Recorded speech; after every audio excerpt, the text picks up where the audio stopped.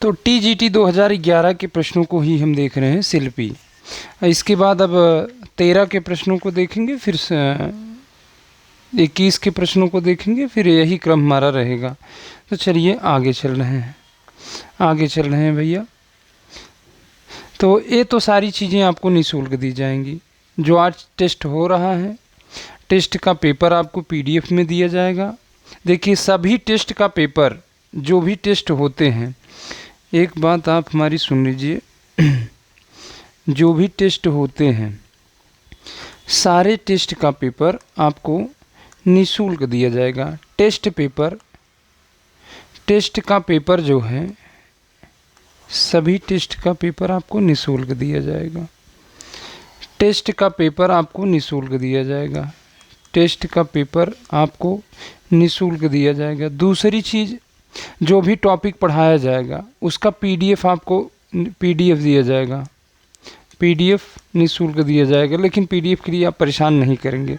तो हम TGT 2011 के प्रश्नों को देख रहे हैं। इसमें हम कुछ प्रश्न देख चुके थे, तो हम आपको बता रहे थे, अपभ्रंश के बारे में बता रहे थे, तभी अचानक डिस्कनेक्ट हो गया था। तो चलिए इसी पेज को ही हम यहीं कंटिन्यू करते हैं। आइए यही देखते हैं, यहीं देख लेते हैं। चलिए, अगर हम बात करें, देखिए अपभ्रंश के रूपों की बात करें। देखिए, अपभ्रंश के कितने रूप हैं? अपभ्रंश के कितने रूप हैं भैया? अपभ्रंश के कुल कितने रूप हैं? 7 रूप हैं। एक कौन मानता है? भोलानाथ तिवारी, हरदेव बाहरी। अधिकांश जो भाषा वैज्ञानिक हैं वो अपभ्रंश के 7 रूप मानते हैं मेरे भाई।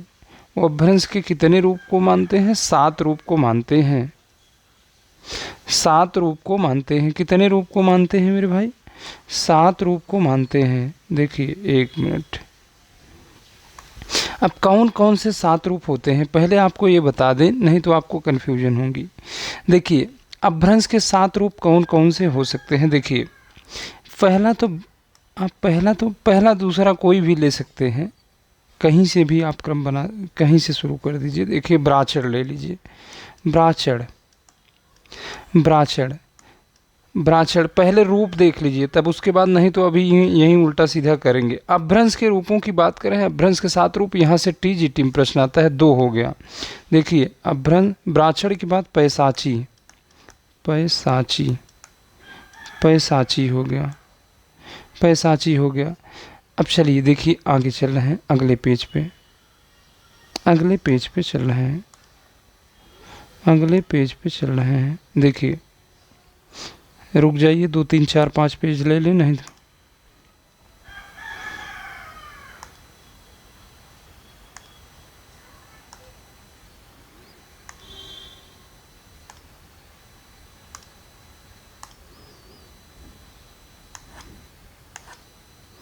चलिए, यहाँ हम लोग पहुँचे थे।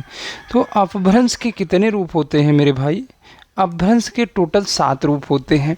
अपभ्रंश के कितने रूप होते हैं सर? पहला प्रश्न तो यही आता है, अपभ्रंश के कितने रूप होते हैं? TGT लेवल में छोटे छोटे प्रश्न बनते हैं मेरे भाई।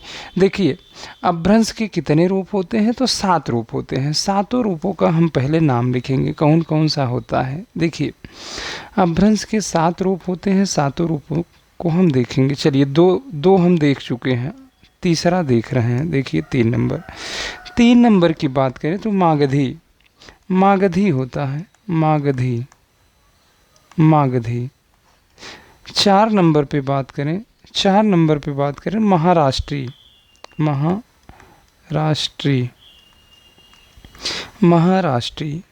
4 नंबर पे बात करें तो महाराष्ट्री। 5 नंबर पे बात करें, चलिए अगले पेज पे बात करते हैं। 5 नंबर की बात करें तो अर्धमागधी। यहीं आप परेशान होते हैं। अर्धमागधी 5-6 बार आ जाता है तो आप परेशान हो जाते हैं। अच्छे से समझ लीजिए, अर्धमागधी देख लीजिए, अर्धमागधी। अब इसके बाद हम चलेंगे, देखिए, छठा रूप देखें तो खस होता है। एक ख है, ख और स, खस।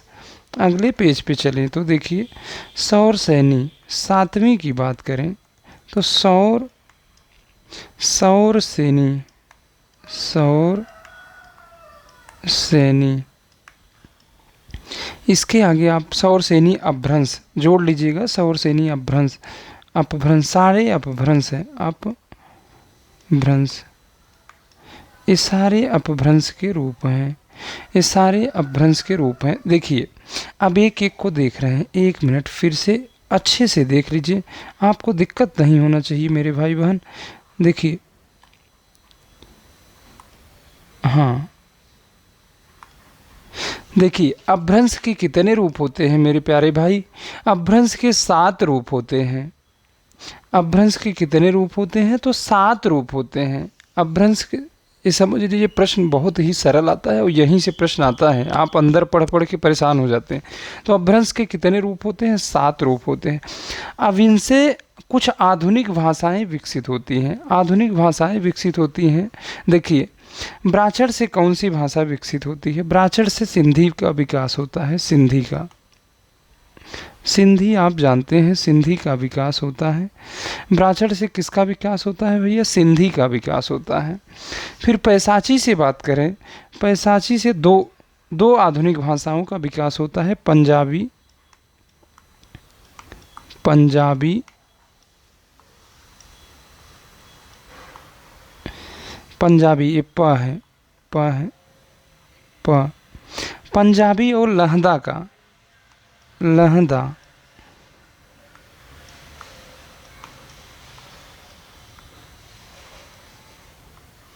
पंजाबी और लहदा का। अपभ्रंश के 7 रूप होते हैं मेरे भाई। अपभ्रंश के 7 रूपों में से देखिए 7 रूपों को हम लिख दिए, उसके बाद ब्राह्मण हो गया। ब्राह्मण से आधुनिक जो भाषा, जिस आधुनिक भाषा का विकास होता है वह सिंधी का होता है। पैसाची से जिन आधुनिक भाषाओं का विकास होता है पंजाबी और लहदा है। अगले पेज पे चल रहे हैं मेरे भाई, देखिए देखिए अगले पेज पे चल रहे हैं। देखिए मागधी से किसका विकास होता है? मागधी से बिहारी हिंदी, बंगला, उड़िया, असमिया का विकास होता है। किसका विकास होता है भैया? बिहारी हिंदी, बिहारी का होता है। फिर उसी में ही लिखिएगा, ऐसे एरो हम लिख दे रहे हैं, कामा लगा के आप लिख लीजिएगा। बंगला मेरे भाई, उड़िया, और असमिया,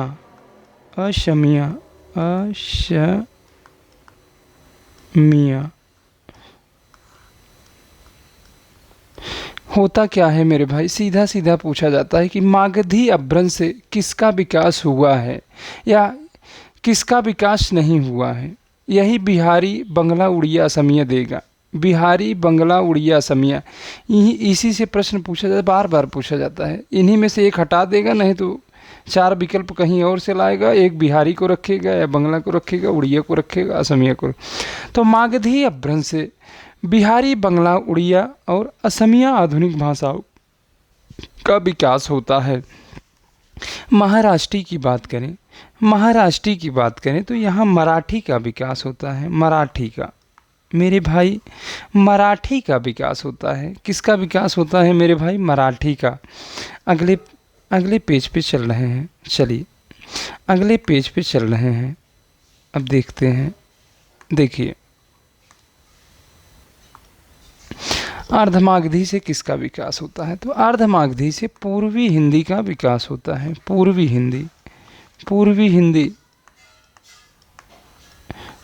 हिंदी का विकास होता है। अर्धमागधी से पूर्वी हिंदी का विकास होता है।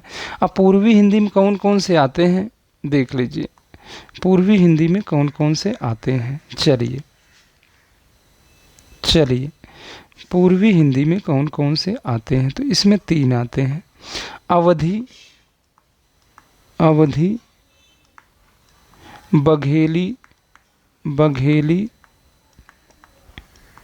छत्तीसगढ़ी,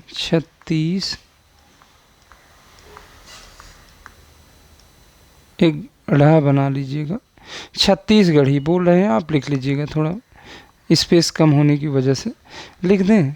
एक मिनट मेरे भाई, आप समझ गए होंगे लेकिन फिर से लिखवा रहे हैं। चलिए, छत्तीसगढ़ी,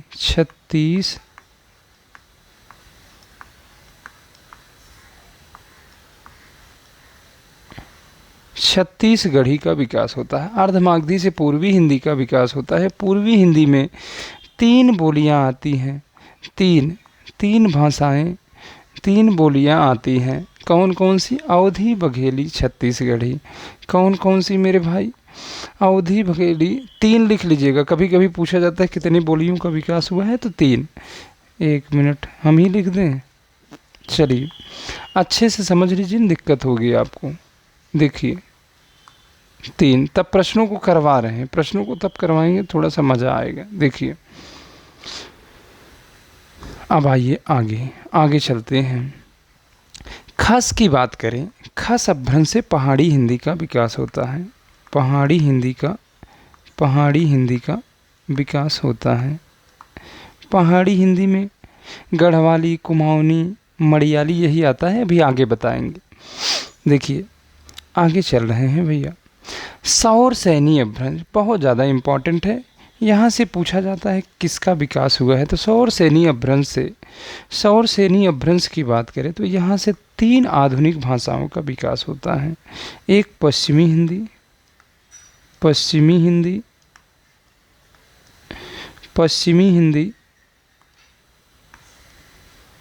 एक पश्चिमी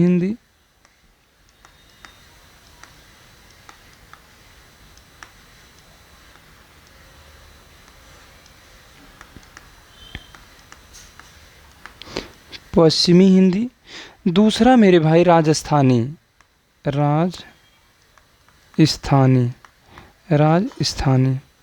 तीसरे की बात करें भैया, गुजराती।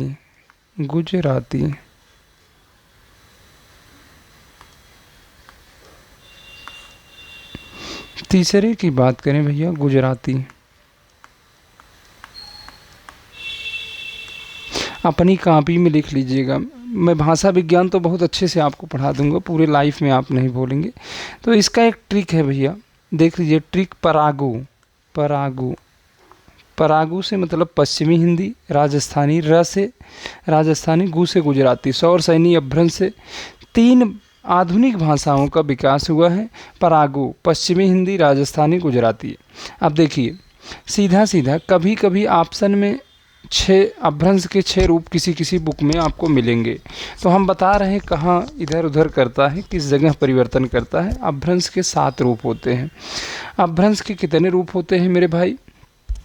अपभ्रंश के टोटल 7। सीधा कॉपी में लिख लीजिएगा, जहाँ भी आप लिख रहे हैं जो आपका नोट्स है उसी में सेट कर लीजिएगा। अपभ्रंश के कितने रूप होते हैं मेरे भाई? अपभ्रंश के कितने रूप होते हैं? तो अपभ्रंश के टोटल 7 रूप होते हैं। आप लिख लीजिएगा कि अपभ्रंश के टोटल कुल 7 रूप होते हैं। 7 रूपों में ब्राचर से सिंधी का विकास होता है। ब्राचर से किसका विकास होता है मेरे भाई? सिंधी का विकास होता है। पैसाची अपभ्रंश का दूसरा रूप है पैसाची। अब इससे देखिए, पंजाबी का विकास होता है, लहदा का विकास होता है। पंजाबी और लहदा का। अब देखिए अगले पे चल रहे हैं। मागधी की बात करें तो यहीं से प्रश्न पूछा जाता है। मागधी बहुत इंपॉर्टेंट है। मागधी की बात करें मेरे भाई तो बिहारी, बंगला, उड़िया, असमिया। आओ बाबा इसका ट्रिक बना लीजिए। आओ बाबा मागधी। तो बिहारी, बंगला, उड़िया, असमिया, यहाँ से प्रश्न आता है। महाराष्ट्री से मराठी का विकास हुआ है। सीधा प्रश्न आता है। अभी हम आगे चल रहे हैं। अर्धमागधी से पूर्वी हिंदी का विकास होता है। पूर्वी हिंदी में 3 बोलियां आती हैं। अभी इसको चाहे लिखिएगा चाहे इसको हटा दीजिएगा, कोई दिक्कत नहीं, अगर आप लिखना चाहें तो। खस से पहाड़ी हिंदी का विकास होता है, खस अपभ्रंश से। अब देखिए, सौर सैनी अपभ्रंश से 3 आधुनिक भाषाओं का विकास होता है। पश्चिमी हिंदी, राजस्थानी, गुजराती। कभी कभी 6 हो जाता है। अपभ्रंश के 6 रूप हो जाते हैं। यही खस जो है, खस को यहाँ उठा के कर देता है सौर सैनी अपभ्रंश में। तो पहाड़ी इसमें आ जाता है, तो किसी किताब में वही 6 रूप मिलता है। चलिए आगे चल रहे हैं मेरे भाई। यहाँ तक आपका हो गया होगा। अब देखिए, एक चीज़ और समझिएगा मेरे भाई। जब आप समझ रहे हैं तो समझिएगा। अब एक हेडिंग आप बनाइए, एक हेडिंग बताइए, हिंदी की उपभाषाएं तथा बोलियां। हिंदी की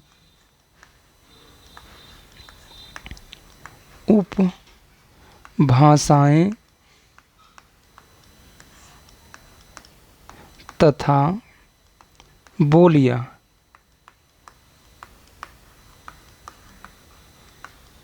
ये हेडिंग आप बना लेंगे, इसको हेडिंग बनाएंगे मेरे भाई, इसको हेडिंग आप बना लीजिए। तो बता रहे हैं, बन गई हेडिंग। चलिए अब देखते हैं। देखिए इसमें पॉइंट लिखिएगा, पहले पॉइंट स्टार बना के इसी के नीचे लिख लीजिएगा, या उसी में लिख लीजिएगा एरो लगा के, या सीधा सीधा जिस भी तरह से आप लिखना चाहें लिख सकते हैं। स्टार नहीं बनाएंगे तब भी कोई दिक्कत नहीं, स्टार बना के लिखेंगे। चलिए लिख लीजिए स्टार बना के।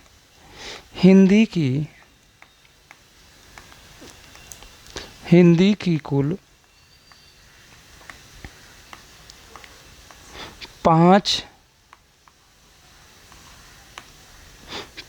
उपभाषाएं हैं। उपभाषाएं 5 उपभाषाएं हैं। ए हो गया, भाषाएं ए कर लीजिएगा, भाषाएं। फिर दूसरा पॉइंट आप इसमें लिखेंगे, हिंदी में कुल 17 बोलियां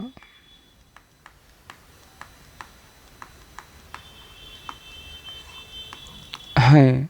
5 उपभाषाएं तथा, इसी में एक ही पॉइंट लिख लीजिए, इसको स्टार हटा दीजिए। एक मिनट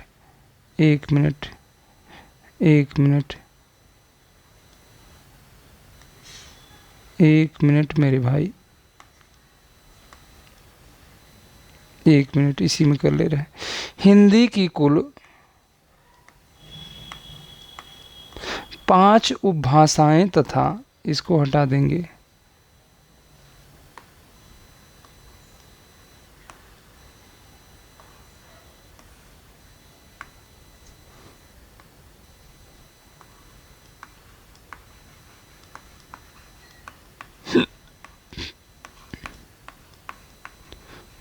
कुल 5 उपभाषाएं तथा 17 बोलियां हैं। कहीं कहीं 18 मिलता है, उसको भी अभी बता दे रहे हैं आपको। विकल्प में न रहने की स्थिति में आप क्या करेंगे, वो सारी चीज़ों को, कन्फ्यूजन वाला काम हमारे पास नहीं है। सीधा सीधा हमको, न तो कन्फ्यूजन से चल पाते हैं, न तो कन्फ्यूजन हमको अच्छा लगता है। सीधा से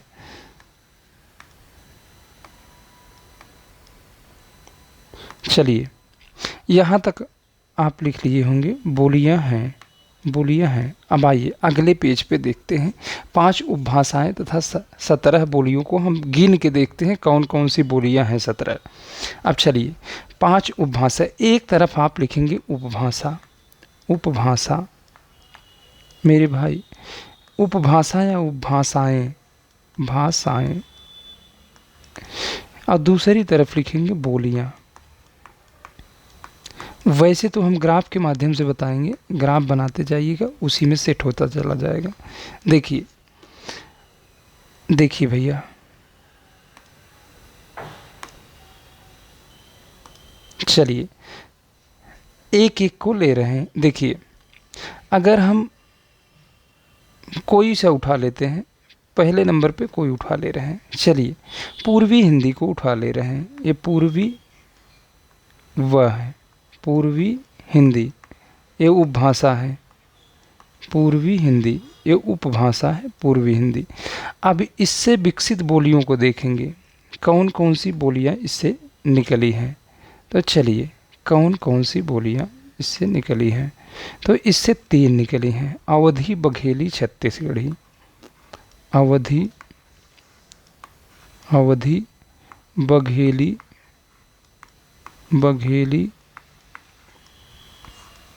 छत्तीसगढ़ी।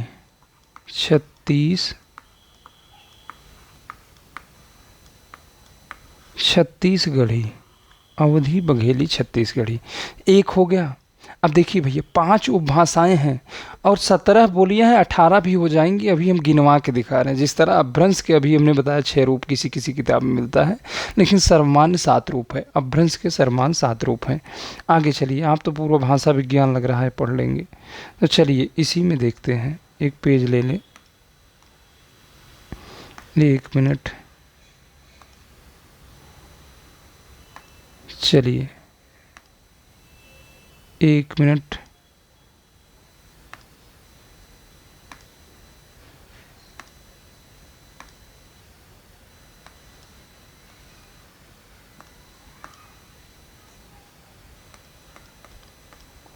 यहाँ तक हम देख चुके थे मेरे भाई। अब दूसरे नंबर पे देखेंगे।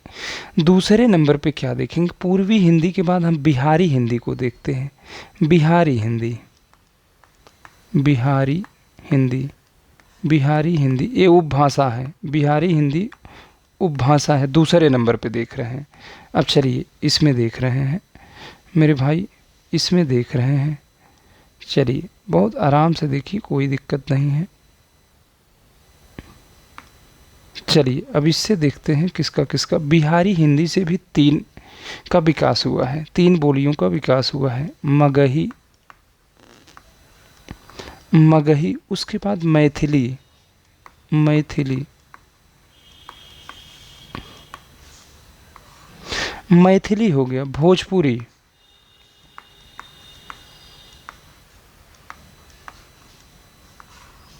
भोजपुरी हम कहाँ तक देख चुके थे मेरे भाई? देखिए हम हिंदी की उपभाषाएं तथा बोलियां देख रहे थे। उपभाषाएं कितनी होती हैं? 5 होती हैं। हमने आपको बताया 5, कुल 5 होती हैं, कुल 5 होती हैं। और कुल 17 बोलियां होती हैं, तो उसी को देख रहे हैं। पहले नंबर पर हमने पूर्वी हिंदी उपभाषा को देखा, अब इससे विकसित बोलियों को देखें। फिर उसके बाद अब दूसरे नंबर पर हमने देखा बिहारी हिंदी को। अब देखिए तीसरे नंबर पर देख रहे हैं पहाड़ी हिंदी को। पहाड़ी हिंदी को देख ले रहे हैं। अब देखिए 3 नंबर पे है ना पहाड़ी हिंदी, पहाड़ी हिंदी। पहाड़ी हिंदी से किसका विकास हुआ है? 1 मिनट देख ले रहे हैं। पहाड़ी हिंदी से बात करें मेरे भाई, कुमाऊनी गढ़वाली, कुमाऊनी,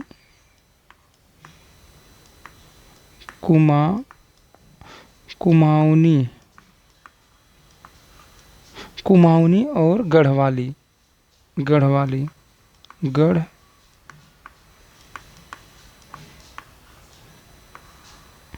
अभी बताते हैं आपको 17 कैसे हुई थी। 17 कैसे हुई थी? इसी मड़ियाली को शामिल कर लेते हैं तो 17 हो जाती, 18 हो जाती है। मड़ियाली, इसी को शामिल करते हैं तो 18 हो जाती है। देखिए इसी को शामिल करते हैं तो 18 हो जाती है, इसी को शामिल करते हैं तो 18 हो जाती है। आप देखिए आगे चल रहे हैं, आगे चल रहे हैं। 3 देख चुके हैं, अब 4 नंबर हम देखेंगे। 5 उपभाषाओं को केवल हम देखेंगे। राजस्थानी, राजस्थानी, राजस्थानी, राजस्थानी उपभाषा है। देखिए इससे किसका किसका विकास हुआ है, इससे किसका किसका विकास हुआ है। चलिए एक एक को हम देख लेते हैं। चलिए भैया, चलिए राजस्थानी से मारवाड़ी, मारवाड़ी, मारवाड़ी हो गया। उसके बाद मालवी, मालवी, मालवी बोलीगा। फिर मेवाती, मेवाती, मेवाती हो गया, मेवाती।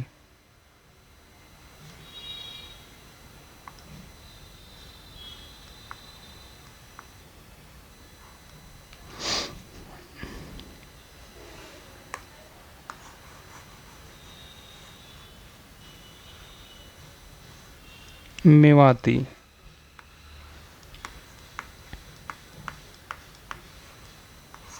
मेवाती। उसके बाद लास्ट में देखेंगे जयपुरी या दुधाड़ी। जयपुरी, जयपुरी,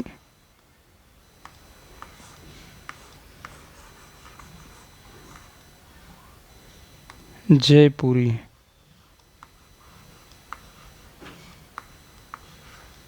जयपुरी या इसी को ढूढ़ाड़ी बोलते हैं। ए भैया ढूढ़ाड़ी, ढूढ़ाड़ी कर लीजिए, 1 मिनट।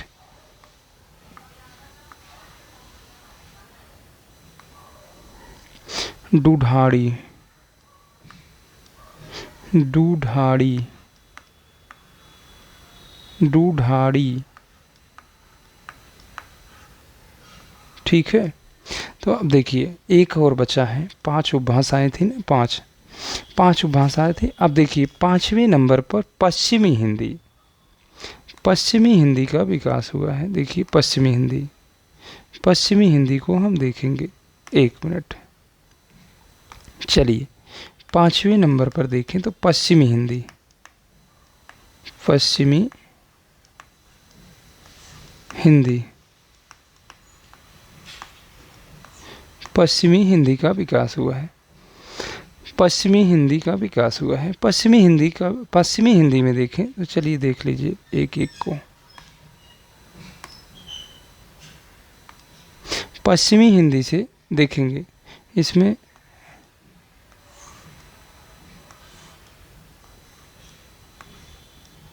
चलिए अब एक एक को देख ले रहे हैं। पश्चिमी हिंदी से खड़ी बोली, खड़ी बोली, खड़ी बोली, खड़ी बोली, जिसे कौरवी कहते हैं, कौरवी, कौरवी, कौरवी आप कहते हैं।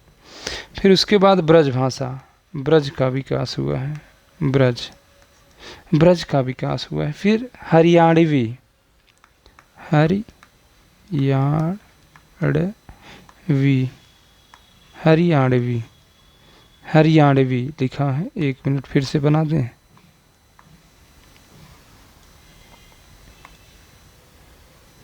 हरियाणवी,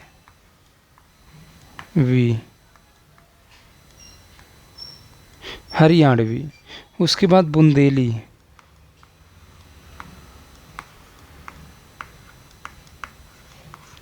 बुंदेली। फिर उसके बाद भैया बुंदेली के बाद कन्नौजी,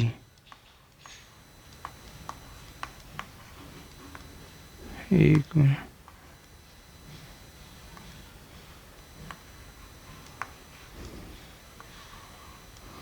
कन्नौजी। तो यहाँ तक हम देख चुके हैं, तो यहाँ तक हम देख चुके थे भाई। कुछ विशेष तथ्य लिख लीजिए, नहीं तो आप परेशान होंगे। विशेष तथ्य में आपको क्या लिखना है, 1 मिनट। भाषा विज्ञान हम आपको अच्छे से बता देंगे, चिंता मत करिए।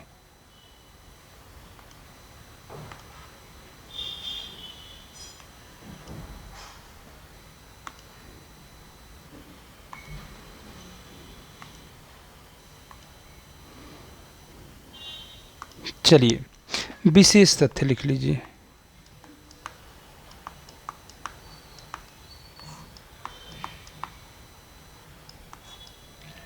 विशेष तथ्य में क्या लिखना है, एक ही पॉइंट लिखना है, विशेष करके लिख लीजिए, एक पॉइंट लिखना है। देखिए कुल, देखिए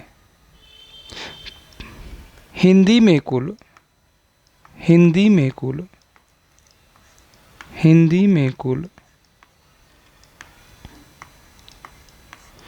5 उपभाषाएं, उपभाषाएं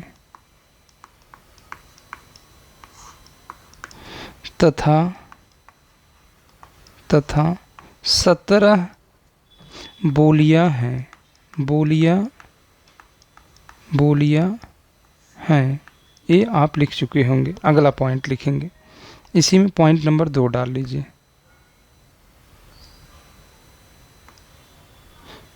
1 मिनट। इस विशेष तथ्य को यहाँ से हटाकर पीछे वाले पेज पर कर ले रहे हैं, जिससे आपको PDF भी भेजें तो दिक्कत ना हो। देखिए यहाँ कर लीजिए विशेष तथ्य, या विशेष ही लिख लें, विशेष तथ्य। पहला पॉइंट आप उसको दूसरा पॉइंट कर लीजिएगा, इसमें पहला पॉइंट कर लीजिए, अपभ्रंश के कुल, अपभ्रंश के, अपभ्रंश के कुल 7 रूप हैं, 7 रूप हैं। अपभ्रंश के कुल कितने रूप हैं? अगर विकल्प में 7 न रहे 6 रहे तो आप 6 को ही मारेंगे। पहले आप 7 को ढूंढेंगे, 7 को आप ढूंढेंगे, अगर विकल्प में 7 न रहे तो 6 को मारेंगे। फिर दूसरा पॉइंट में हमने लिखा है हिंदी में कुल 5 उपभाषाएं तथा 17 बोलियां हैं।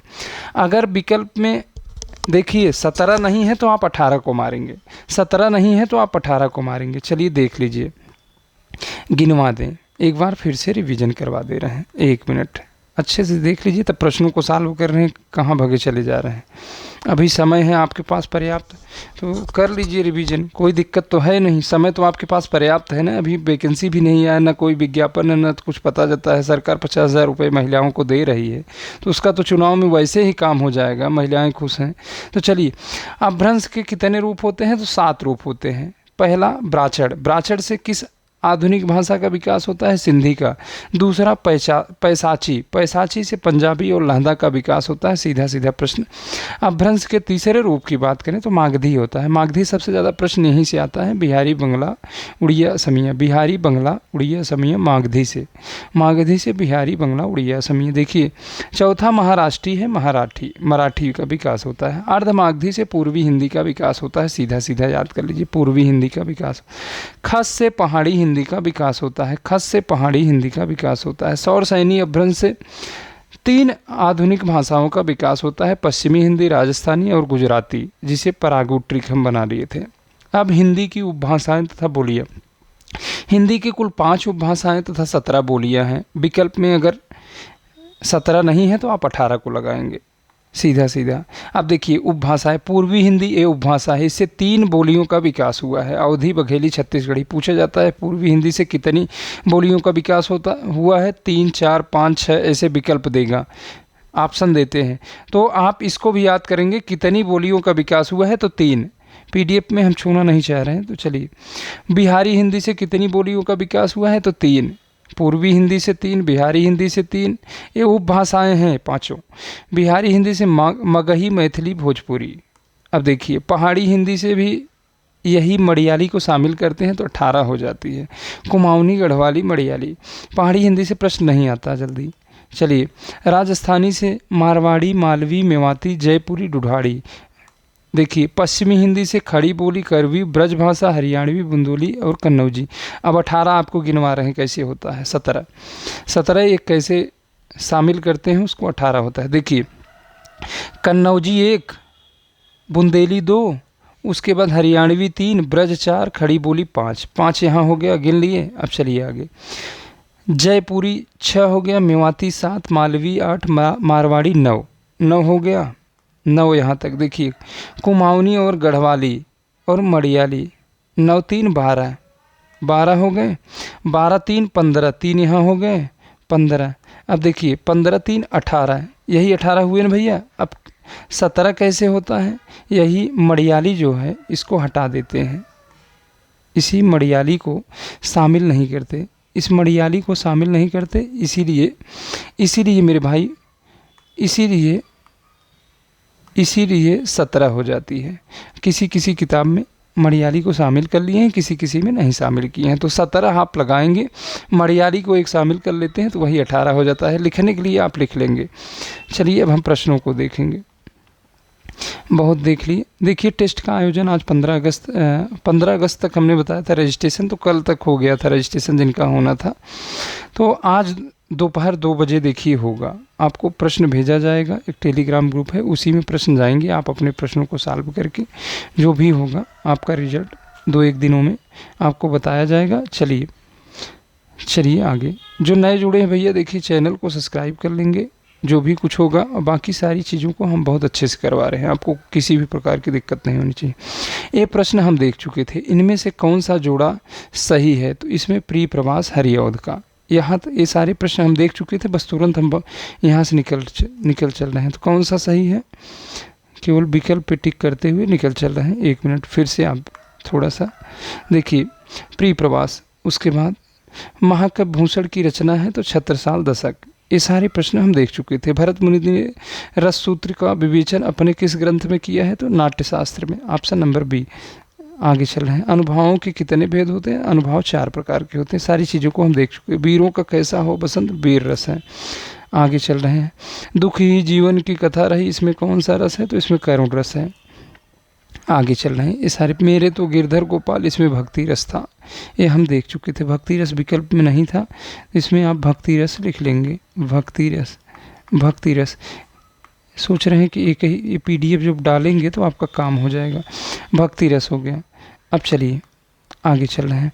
मेरी भव बाधा और राधा नागर सो, इसमें भी भक्ति रस था। यहाँ तक हम देख चुके थे। निम्न में से कौन सा मात्रिक छंद है? तो दोहा, रोला, सो सभी मात्रिक छंद हैं। सभी छंद सास के पढ़ेता पिंगल, पिंगल माने जाते थे। ये भी हमने देख लिया था। मंगल भुवन मंगलहारी, इसमें कौन सा वो था? ये हमको तो याद नहीं, एक बार गिनना पड़ेगा क्या? मंगल भवन मंगलहारी चौपाई था शायद, चौपाई, चौपाई था। अब देखिए आप मिला लीजिएगा। निज भाषा उन्नत यह है, इसमें कौन सा? रोला था, रोला था। आगे चल रहे हैं। सूर सूर, इसमें यमक अलंकार था। यहाँ तक शायद हम देख चुके थे। नील पर ध्यान, ये भी देख चुके थे। उत्प्रेक्षा अलंकार था। उसके बाद चरण कमल बंदोहर्याय रूपक, ये भी यहाँ तक देख चुके थे। बिहारी की राजस्थानी पटना किस बोली क्षेत्र में स्थित है? तो यह मगही, वहाँ मगही बोली जाती है। यहाँ ये भी हम देख चुके थे। 76 मगही, यहीं कहीं से हमारी क्लास डिस्कनेक्ट हुई थी। खड़ी बोली की पहली रचना तो प्रेम सागर, ये भी देख चुके थे पिछली क्लास में। पश्चिमी हिंदी के अंतर्गत कौन सी बोली नहीं आती? अब देखिए पश्चिमी हिंदी के अंतर्गत कौन सी बोली नहीं आती, अभी हम पढ़ के आ रहे हैं। तो ये छत्तीसगढ़ को एक काट दीजिए, इसमें हरियाणवी कर लीजिए। हरियाणवी, हरियाणवी कर लीजिए। देखिए कौन सी नहीं आती भैया, हम लोग देखे थे ना। 1 मिनट, अभी देखने की आवश्यकता नहीं है। चलिए कौन सी नहीं आती? तो छत्तीसगढ़ी नहीं आती, छत्तीसगढ़ी नहीं आती। ये भी पीछे हम पढ़ के आ रहे हैं, देख लीजिएगा। छत्तीसगढ़ी नहीं आती, ये भी देख चुके थे। पश्चिमी हिंदी की कितनी बोलियां हैं? देख लीजिए, पूछा है कि नहीं? पश्चिमी हिंदी की कितनी बोलियां? हमने बताया 5। 5 हम आपको बताए थे भाई। हमने आपको बता दिया कि 5। ये प्रश्न आता है, नहीं तो आप भ्रमित हों। 5 अभी हमने लिखवाया था। कौन कौन से 5? देखिए पश्चिमी हिंदी, यहाँ से एरो बना लीजिए। 5 कौन कौन सी थी? एक बार हम फिर से आपको बता दे रहे हैं। खड़ी बोली थी, खड़ी बोली जिसे कौरवी कहते हैं। खड़ी बोली, खड़ी बोली या कौरवी आप कहते हैं। कौरवी, कौरवी थी। यहाँ तक हम देख चुके थे। कौरवी थी। ब्रज भाषा था, ब्रज था, ब्रज था। फिर उसके बाद क्या था? हरियाणवी थी, हरियाणवी, हरियाणवी थी। हरियाणवी के बाद हमने बुंदेली और कन्नौजी को देखा था। बुंदेली, बुंदेली और कन्नौजी, कन्नौजी, कन्नौजी। तो यहाँ देखिए यही 5 है। देख लीजिए कितनी है? 5। तो ऑप्शन नंबर बी सही हो जाएगा। इसमें अगले प्रश्न पे चलते हैं। बनाफरी किस बोली, किसकी उपबोली है? बनाफरी किसकी उपबोली है, यही आपको बताना है। बनाफरी किसकी उपबोली है? बनाफरी किसकी उपबोली है? तो पूर्वी हिंदी में हम अवधी बघेली छत्तीसगढ़ी पढ़े थे। पूर्वी हिंदी में हमने अवधी बघेली छत्तीसगढ़ी पढ़ा था ना। बनाफरी किस उपबोली, किसकी उपबोली है? तो बनाफरी बुंदेली की उपबोली है। बुंदेली की उपबोली की बात करें, इसकी उपबोली की बात करें, इसके उपबोली की बात करें, बुंदेली की उपबोली की बात कर रहे हैं। चलिए देख लीजिए, देख लीजिए, आराम से देखिए, कोई जल्दबाजी नहीं है। देख लीजिए,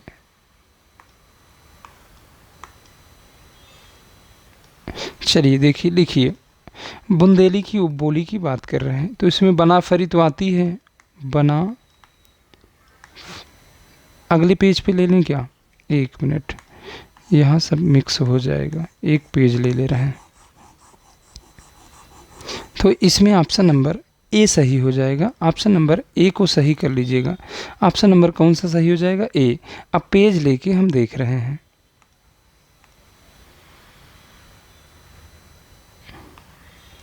देखिए, चलिए, बुंदेली की उपबोली, बुंदेली की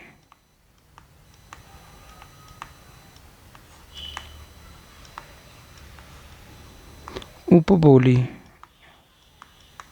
बुंदेली की उपबोली की बात करें, देखिए बुंदेली की उपबोली की बात करें, देखिए कामा लगा के लिखते जाइएगा। इसमें बनाफरी, बनाफरी, बनाफरी, उसके बाद पवारी, पवारी, पवारी हो जाएगा। लोधांती, लोधांती, कामा लगा के लिखेंगे, लोधांती,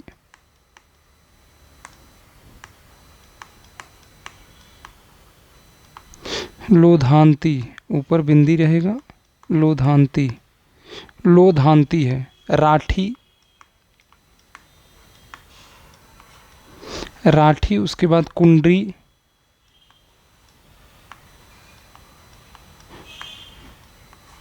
यहाँ अनुस्वार लगा लीजिएगा, कुंडरी। निभट्टा, निभट्टा, निभट्टा, खटोला, खटोला। तो ये पूरा याद करने की ज़रूरत नहीं है, 2-3 हम आपको बता दे रहे हैं, उसको टिक कर लीजिए कौन कौन से। देखिए इसमें 2-3 बस केवल आप याद कर लीजिए, बस पूरा याद करेंगे नहीं याद भी नहीं हो पाएगा। एक बनाफरी को बस याद रखिए और लोधांती को याद करिए और निभट्टा को, निभट्टा को अगर याद हो जाए, कुंडी भी पूछा जाता है कभी कभी, तो यही याद कर लीजिए। अगले प्रश्न पे चल रहे हैं। सिंधी भाषा का संबंध किससे है? सिंधी भाषा का संबंध किससे है? अभी पढ़ के आए हैं भैया, ब्राचड़ से है, ब्राचड़ से है। किससे है मेरे भाई? ब्राचड़ से है। किससे है मेरे भाई? तो ब्राचड़ से है। किससे है? ब्राचड़ से है। अगले प्रश्न पे चलते हैं, अगले प्रश्न पे चलते हैं। यहाँ तक हम देख चुके थे सिंधी का, तो ब्राचड़ से है ना, सिंधी ब्राचड़ से। हिंदी किस परिवार की भाषा है? हिंदी किस परिवार की भाषा है? हम बताएंगे आपको भारत में कितने न, कौन किस परिवार की भाषा, कौन किस परिवार की भाषा है। आज समय ज़्यादा हो रहा है, नहीं बता पाएंगे, क्योंकि आज टेस्ट का भी आयोजन है, तो इसलिए थोड़ा सा दिक्कत है। हिंदी किस परिवार की भाषा है? हिंदी किस परिवार की भाषा है मेरे भाई? भारोपी परिवार की, भारोपी परिवार की भाषा है। भारोपी परिवार, भारत और यूरोप से संबंध है ना इसका, इसीलिए भारोपी परिवार की भाषा हिंदी है। अगले प्रश्न पे चल रहे हैं। कौरवी भाषा का उदय किससे हुआ है? कौरवी भाषा का उदय, कौरवी मतलब खड़ी बोली, खड़ी बोली। पश्चिमी हिंदी से 5 भाषाओं का विकास हुआ था ना, पश्चिमी हिंदी से 5 भाषाओं का विकास हुआ था। जिन 5 भाषाओं का विकास हुआ था उनमें, उन्हीं में से तो खड़ी बोली है, तो पश्चिमी हिंदी, पश्चिमी हिंदी से हुआ है। तो ऑप्शन नंबर यही सही हो जाएगा। पश्चिमी हिंदी से देख लीजिए एक बार फिर से, बार बार रिवीजन करते रहिएगा। रिवीजन ही आपका सबसे महत्वपूर्ण है। आप क्या नया पढ़ रहे हैं उससे मतलब नहीं। देखिए खड़ी बोली हो गया, 60 में लिख दे रहे हैं खड़ी बोली, खड़ी बोली, इसी को कौरवी बोलते हैं, कौरवी, कौरवी। पश्चिमी हिंदी से 5 भाषाओं का विकास हुआ है, कौरवी। ब्रज भाषा, ब्रज का हो गया हरियाणवी, हरियाणवी, याणवी, हरियाणवी। उसके बाद हमने बुंदेली को देखा था, बुंदेली, अनुस्वार लगा लीजिएगा भैया यहाँ, बुंदेली। उसके बाद कन्नौजी,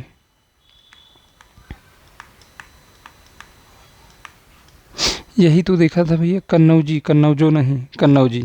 तो बताइए कौरवी का विकास किससे हुआ है? तो पश्चिमी हिंदी से हुआ है। पूर्वी हिंदी से अवधी, बघेली, छत्तीसगढ़ी, बिहारी से भोजपुरी, मगही, मैथिली, बिहारी से भोजपुरी, मगही, मैथिली, राजस्थानी से आप मारवाड़ी, मालवी, मेवाती। देखना चाहें तो हम दिखा देंगे, कोई दिक्कत नहीं है, बताने के लिए हम बता देंगे, समय जाएगा। निम्नलिखित में से कौन देशज शब्द है? 30-40 शब्द लिखवाएंगे, पूरे जीवन भर देते रहिएगा एग्जाम। 30-40 शब्द लिखवाएंगे, पूरे जीवन भर देते रह जाइएगा एग्ज़ाम, उसी में से मिलेगा, उससे बाहर जाएगा ही नहीं। व्याकरण की क्लास शुरू हो जाएगी 20 तारीख से। निम्नलिखित में से कौन देशज शब्द है? देशज की बात करें तो जूता, जूता आपका देशज शब्द है। जूता आपका देशज शब्द है मेरे भाई। जूता कैसा शब्द है? जूता आपका देशज शब्द है मेरे भाई। जूता कैसा शब्द है? तो देशज शब्द है। चलिए आगे चल रहे हैं। दशानन निम्नलिखित में से कौन सा शब्द है? दशानन रूढ़ है कि यौगिक है? योग रूढ़ है, बताइए। तीसरा अर्थ दे रहा है तो हम कहेंगे योग रूढ़ है। योग रूढ़ है। अगले प्रश्न पे चलते हैं। निम्नलिखित में से कौन मूर्धन्य ध्वनि नहीं है? मूर्धन ट ठ ड ढ ढ़ कौन सा नहीं? तो इसमें ऑप्शन नंबर डी सही हो जाएगा। यह उच्छिप्त ध्वनियाँ हैं। ड ढ ट ठ ड ढ इनका उच्चारण मूर्धन्य से होता है। ढ का इसका भी होता है, लेकिन अब विकल्प के अनुसार हम ढ कर लेंगे। चलिए ऑप्शन नंबर डी कर लेंगे, नहीं है। निम्न में से कौन एक अल्प प्राण ध्वनि है? अल्प प्राण बताना है। अल्प प्राण प्रत्येक वर्ग का 1, 3, 5 अल्प प्राण होता है। 1, 3, 5 अल्प प्राण होते हैं। सभी स्वर अल्प प्राण होते हैं। सभी स्वर अल्प प्राण होते हैं। सभी स्वर 135 सभी स्वर अल्प प्राण बराबर अल्प प्राण होते हैं। अल्प प्राण होते हैं। अल्प प्राण होते हैं। तो मेरे भाई 1, 3, 5 कहाँ मिल रहा है? तो क ऑप्शन नंबर ए सही हो जाएगा। तो क आपका अल्प प्राण है। का आपका अल्प प्राण है। अगले प्रश्न पे चलते हैं। देवनागरी लिपि का विकास किससे हुआ है? अच्छे से बता देंगे कल वाली क्लास में। देखिए समय ज़्यादा हो जाएगा, टेस्ट भी है आज। देवनागरी लिपि का विकास किससे हुआ है? आप जीवन में नहीं भूलेंगे। यह टीजीटी, देखिए टीजीटी 2022 वाले पेपर में आया था ना भैया, 22 वाले में भी आया था। तो किससे हुआ है? ब्राह्मी लिपि से हुआ है। ब्राह्मी लिपि से, ऑप्शन नंबर बी। देवनागरी लिपि में स्वर वर्णों की संख्या कितनी होती है? तो भैया 11 होती है, 11। चलिए देवनागरी लिपि मूलतः क्या है? देवनागरी लिपि क्या है भैया? तो यह अक्षरात्मक लिपि है। ऑप्शन नंबर बी सही हो जाएगा। चलिए अबे आप बताइए देवनागरी लिपि के विषय में क्या सत्य नहीं है? यह दाएं से बाएं लिखी जाती है, सही है। इसकी उत्पत्ति नागर ब्राह्मणों से मानी जाती है, ये भी सही है। यह वर्णात्मक लिपि है, यही गलत है। यह अक्षरात्मक लिपि है, यही सत्य नहीं है। इसमें सिरो रेखा का प्रयोग होता है। तो यह अक्षरात्मक लिपि है, वर्णात्मक लिपि नहीं है, अक्षरात्मक। कैसी लिपि है मेरे भाई? अक्षरात्मक लिपि है। चलिए छेड़ेंगे नहीं तो पीडीएफ खराब हो जाएगी। देवनागरी लिपि अक्षरात्मक लिपि है। तोता डाली पर बैठा है, कौन सा कारक है? आधार की बात हो रही है, बताइए। डाली पर बैठने की बात हो रही है, आधार की बात हो रही है। चलिए तो अधिकरण कारक, ऑप्शन नंबर सी सही हो जाएगा। बहुत अच्छा, ऑप्शन नंबर सी सही हो जाएगा। चलिए साधु आ रहे हैं वाक्य में, साधु वचन है। तो भाई साधु आ रहे हैं, बताइए। साधु आ रहे हैं वाक्य में वचन है। साधु हमेशा एक वचन होता है। इसमें अकेले साधु पूछ रहा है, साधु हमेशा एक वचन होता है। साधु एक वचन हो। चलिए अगले प्रश्न पे चल रहे हैं। साधु आ रहे हैं तो साधु एक वचन हो जाएगा। निम्न में से कौन सा शब्द स्त्रीलिंग है? स्त्रीलिंग है। देखिए चना अच्छी है कि अच्छा है? सीधा सीधा देखिए स्त्रीलिंग पुल्लिंग पहचानने के एक नियम आप देख लीजिए। थोड़ा सा ट्रिक है, नियम कुछ नहीं है। देखिए ट्रिक है, पहले आप स्त्रीलिंग पुल्लिंग पहचानते समय अच्छा और अच्छी को लगाकर चेक करेंगे। अच्छा, अच्छा और अच्छी को, अच्छा और अच्छी को। उसके बाद मेरा और मेरी को, मेरा और मेरी को। होता है होती को, होता है होती है। 3 से ही आपको पता चल जाएगा। और बताएं, काकी लगा के पता करते हैं, उसका उसकी लगा के पता करते हैं। देखिए उसका उसकी, एक ट्रिक है पहचानने की। देखिए चना अच्छी है कि अच्छा है? चना अच्छी है, चना अच्छा है तो चना पुल्लिंग हो गया। अरहर अच्छी होती है कि अच्छा होता है, अरहर अच्छी है तो अरहर क्या हो गया, स्त्रीलिंग हो गया। भाई अरहर मेरी है कि मेरा है, अरहर होती है कि अरहर होता है, अरहर होती है। तो ऑप्शन नंबर बाजरा, बाजरा अच्छी है कि अच्छा है, बाजरा अच्छा है, पुल्लिंग है। उड़द पुल्लिंग है। तो बाकी 3 पुल्लिंग है, अरहर स्त्रीलिंग है। तो इसी तरह आप चेक कर लेंगे। विद्या, विद्याभ्यास का संधि विच्छेद कीजिए, विद्याभ्यास का संधि विच्छेद कीजिए। तो ये तो सरल है, विद्या प्लस अभ्यास। ऑप्शन नंबर ए ही शायद सही हो जाएगा, चेक कर लीजिएगा कि ऑप्शन नंबर सी भी शायद सही है। विद्या प्लस अभ्यास, विद्या प्लस अभ्यास आप सही कर लीजिएगा, 2 विकल्प सही हैं क्या इसमें, ये सरल है। नील गाय में कौन सा समास है, नील गाय में कौन सा समास है। गाय भाई संज्ञा है और नील क्या है, विशेषण है। रंगों के नाम हमेशा विशेषण होते हैं, लाल पीला हरा। तो इसमें कौन सा समास है जहाँ विशेषण विशेष से रहे, तो वहाँ कर्मधारय समास होता है। तो ऑप्शन नंबर सी सही हो जाएगा। अगले प्रश्न पे चलते हैं। त्रिभुज शब्द में कौन सा समास है, बता दीजिए। त्रिभुज शब्द में जिसका प्रथम पद संख्यावाची होता है उसमें द्विगु समास होता है। तो ऑप्शन नंबर बी सही हो जाएगा। चलिए, अपने हाथ से स्वयं काम करो, अपने हाथ से स्वयं काम करो। चलिए बताइए कौन सा सही है, कौन सा सही है मेरे भाई। अपना काम स्वयं करो, यही सही है। स्वयं से काम करो, हाथ से अपना काम करो। तो अपना काम स्वयं करो, यही सही है। अपना काम स्वयं करो, यही सही है। तो बस इसके बाद शायद प्रश्न ही नहीं है। तो देखिए अब हम कौन सा प्रश्न देखेंगे, 2013 का। अब कल से 2013 टीजीटी ख़त्म हो जाएगा, उसके बाद 2016 देखेंगे, फिर 2021 देखेंगे, फिर 2022। 50 किताब मत पढ़िए, नहीं तो कहेंगे बाद में हमारा चयन नहीं हुआ। जो कहना है हम साफ साफ कह देते हैं, किसी को बुरा लगे अच्छा लगे। और दुनिया का पीडीएफ मत बटोरिए, जो पीडीएफ हम भी आपको भेज रहे हैं उस पीडीएफ का कोई मतलब नहीं है। पीडीएफ के चक्कर में मत पड़िए, बस यही प्रश्न सॉल्व कर लीजिए, आपका काम हो जाएगा। ये प्रश्न और घटना चक्र यूथ, अगर आप टोटल वीडियो देख लेंगे तो हम 15,000 प्रश्नों को सॉल्व करवा देंगे। 15,000 प्रश्न आपके काम, उसी में से आपका काम हो जाएगा। नोट्स पढ़ लीजिएगा, उसी में से। पढ़ने के लिए बहुत कुछ है, पूरे जीवन भर भटकते ही रहना है।